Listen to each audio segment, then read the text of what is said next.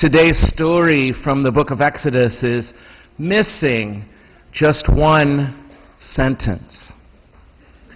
Well, it captures much of the journey of the Israelites through the desert, through those 40 long years wandering the desert on the way to the Promised Land.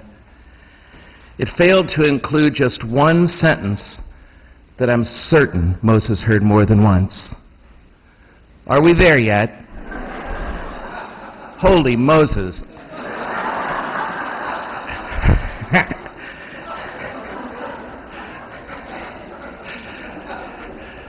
The Israelites come across as just so crabby.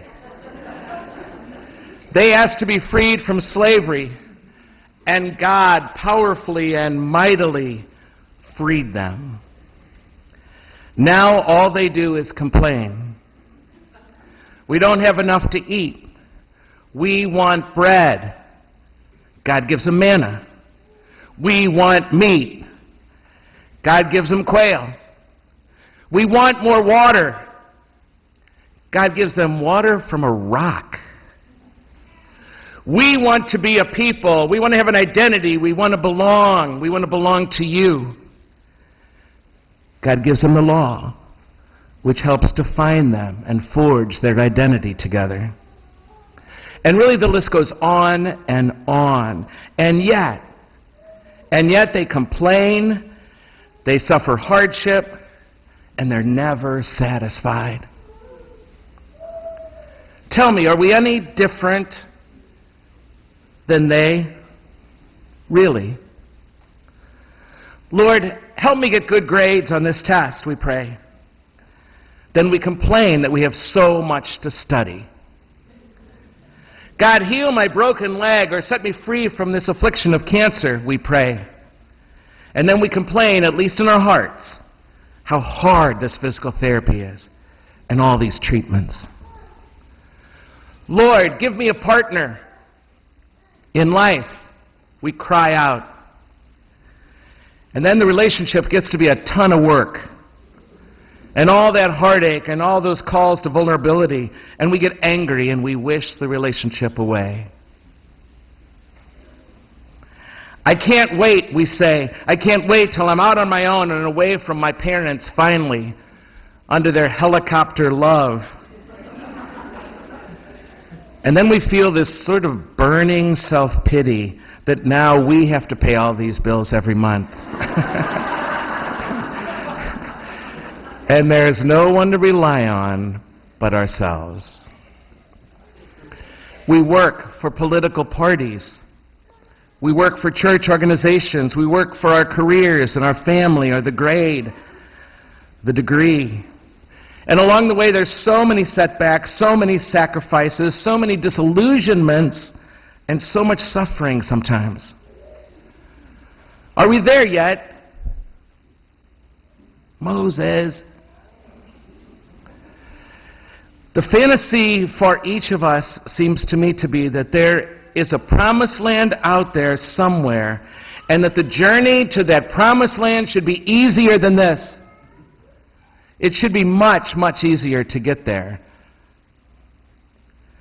My friends, what we forget is how often, how very often, and in how many different ways, Jesus has told us we will suffer, and the journey is going to be really, really hard.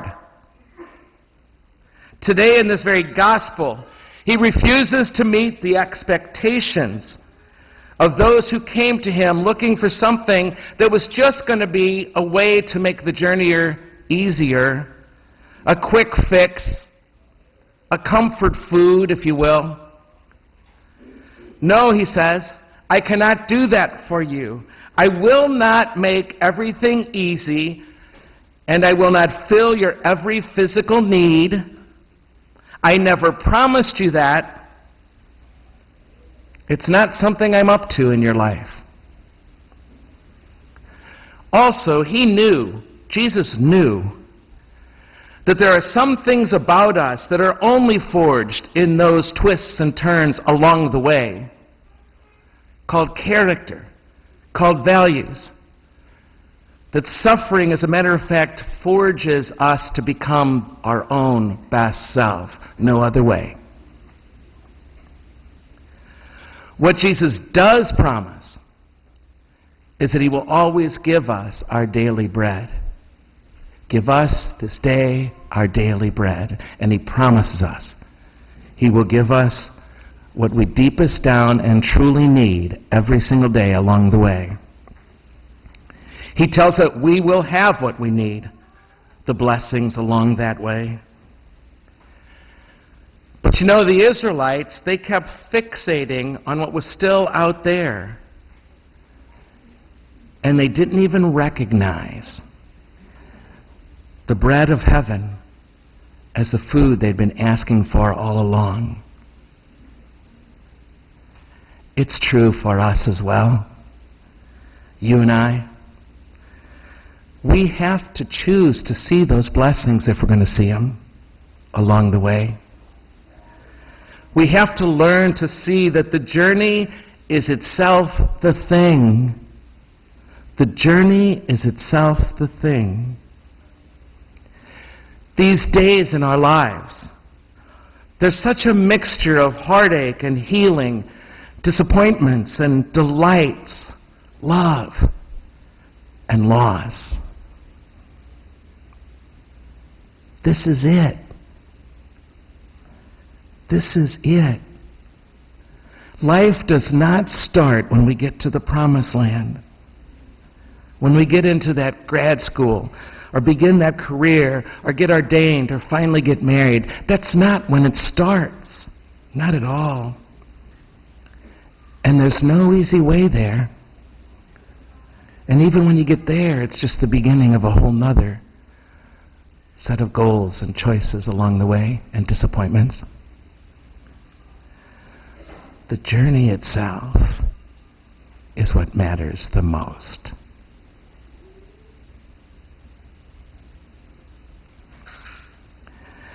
These days, the Olympics are very much in the news. Let me tell you of a young man I met over 21 years ago who was training for those Olympics. He was a phenomenal athlete. Grueling training. It's something I'm not really into. And so I asked him about it. He said, sometimes I do get really jealous of my friends. I'd be up at 3:30 in the morning. They'd be just going to bed. I'd hear their stories about everything they did that was fun, that I couldn't do. I couldn't eat what they ate. I couldn't do what they did. Hours upon hours upon hours. I asked him, how did you do it? How are you doing it? He said, everyone says, keep your eyes on the finish line. That's what they keep telling me, keep your eyes on the finish line. And I asked, is that true? Is that what it is? And he said, you know, Father Gary, it can't be just that. It can't be just that. I know how many never get there. The hundreds of thousands who have trained like I train, sacrificed like I sacrifice, whose parents let go of so much so that this can come true, and who never get there. They don't even show up on the track sometimes. They blow a knee or a shoulder, or their time is never quite good enough. You have to find something, I learned. You have to find something along the way. Because the victory lane and the finish line don't come to us all. You have to learn that your life matters now. You have to learn that your life matters now.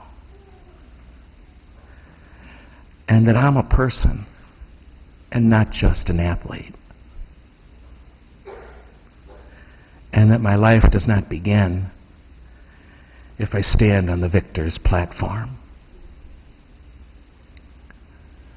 And I would add, even if you get that far, you got to still begin all over again in a whole new way of life or another set of trainings. You know, I thought a lot over the years about what he said. Never, ever did I forget it. He never made it to the Olympics.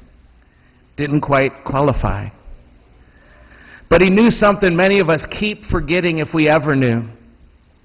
He knew the truth. That it's not all about the finish line, but it's about the journey itself. For some of us, the finish line, that promised land, the dream of what could be, it does keep us going and it can get us up in the morning. But the challenge, it's the challenge of our lives and the daily struggle to be open to love. It's in the commitment over and over again to being faithful to what it takes, to our teaching, to our loved ones, to our best selves all along the way. That's the stuff of our lives. If we are not careful, we will look so hard for the grace of finally being done that we will miss the absolute gifts and the growth that is happening while I'm trying to get there. We will complain and we will grumble at the hardships of the journey, thinking it shouldn't have to be this hard, all the while ignoring the daily bread of all those gifts along the way. I'm sure the Israelites complained, "Are we there yet?" Since what matters is the journey itself and how we live along the way, for you and for me, the answer to the question, "Are we there yet?" is yes. Yes, we are.